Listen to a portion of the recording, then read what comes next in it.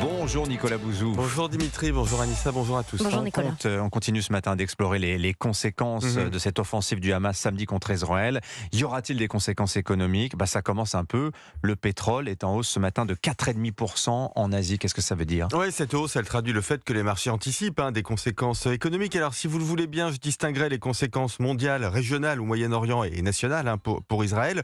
Au niveau mondial, je dirais que c'est un renforcement des tendances qui est en train de se jouer. En fait, l'économie mondiale, elle est depuis la guerre en Ukraine sous le joug des tensions géopolitiques. Regardez, cette guerre en Ukraine, elle a fait monter les prix du gaz et du pétrole, ce qui a eu évidemment des implications pour nous. Les tensions à Taïwan obligent les États-Unis et l'Europe à fabriquer leurs propres semi-conducteurs pour ne pas dépendre uniquement de l'Asie et en particulier de Taïwan. La montée du sentiment anti-français en Afrique risque de se matérialiser par moins d'investissements français au Sahel.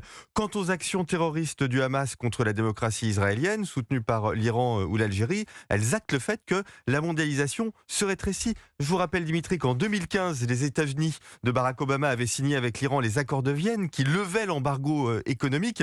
On imaginait à l'époque que nos entreprises allaient refaire des affaires avec l'Iran. Ça semble évidemment être de la préhistoire. Donc vous le voyez aujourd'hui, ça n'est plus l'économie qui fait la géopolitique, mais la géopolitique qui fait l'économie. Alors vous évoquiez, Nicolas, des conséquences aussi pour le Moyen-Orient et le monde arabe en général. Eh oui, et même les BRICS, vous savez, ce rassemblement hétérogène de pays émergents qui va du Brésil à la Chine en passant par la Russie. Cet acronyme regroupe des pays qui n'ont rien à voir les uns avec les autres. Quel rapport entre l'Inde qui soutient Israël et qui est neutre par rapport à l'Ukraine, la Chine qui ne condamne pas le Hamas mais qui est alliée à la Russie pour lui piller ses matières premières, et l'Argentine par exemple. Alors le rapport à Israël accentue ces fractures. Difficile d'imaginer ces pays coopérer diplomatiquement et aussi économiquement. Quant au Moyen-Orient, tout dépend de la réaction de l'Arabie Saoudite et des accords d'Abraham. Vous savez, ces accords dont on parle beaucoup depuis ce week-end qui resserrent les liens entre Israël et les pays arabes et les Émirats.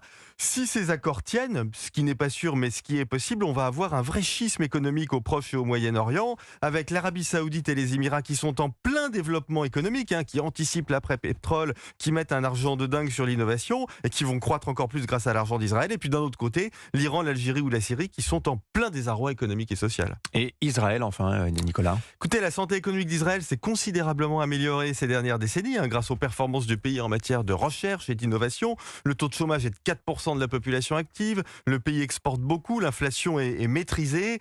Le pays dispose de réserves de gaz importantes. Cette économie israélienne, elle est suffisamment résiliente et elle l'a montré pour se remettre de bien des chocs. Signature Europe 1, Nicolas Bouzou. Merci beaucoup, Nicolas. À demain.